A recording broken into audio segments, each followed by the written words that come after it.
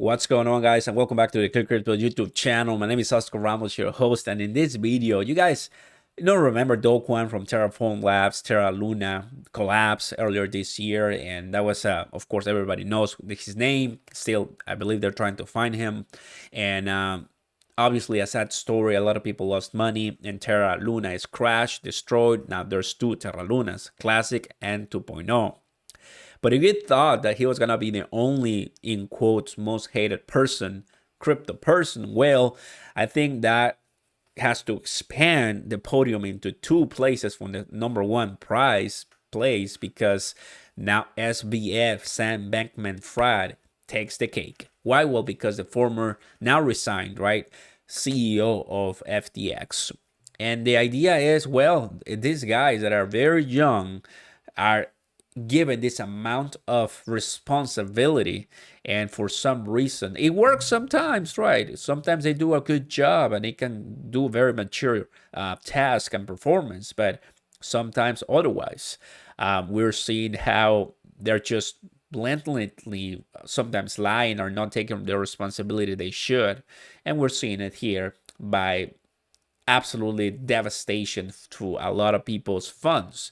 The last tweet he had was this one, a long tweet, 22, and it goes on and on. Hi all, today I filed FTX USA, and Alameda for voluntary Chapter 11 proceedings in the US, right? So if you had funds in FTX US or FTX, they're gone.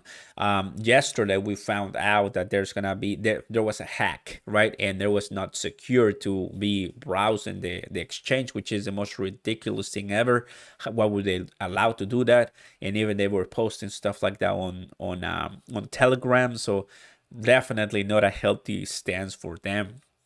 I'm really sorry again that we ended up here. Hopefully things can find a way to recover. Hopefully this can bring some amount of transparency, right? Trust and governance to them. Obviously now, if people didn't like crypto before because it was too volatile, now imagine with this consequence of the collapse and devastation of a big exchange like FTX, the arena is no longer the FTX arena.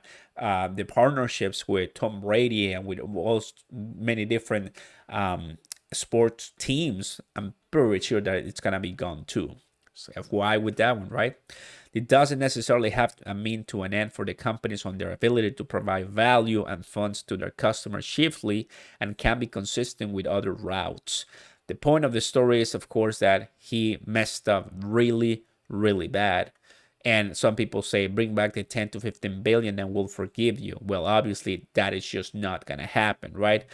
And it is what it is, guys. It is the sad story to an end. I'm piecing together all of the details, but I was shocked to see unravel the way. And he was going to have a more complete post that it seems that he's working on. But for the most part, I think we can all see that it's a complete lost story. We hope this is just the step one to the beginning to find ways to bring liquidity to users, but that was 2 days ago. So one of the things that we see time and time again on his tweets is that he says something positive, and the next time, or like that seems very optimistic, and the day after is the complete opposite and users are harmed.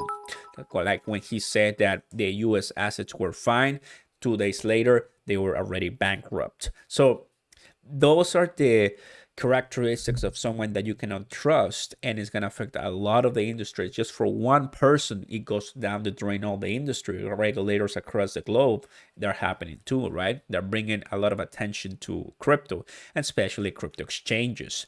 So in this case, this person, Sam, former CEO, crypto king, but now FTX failed.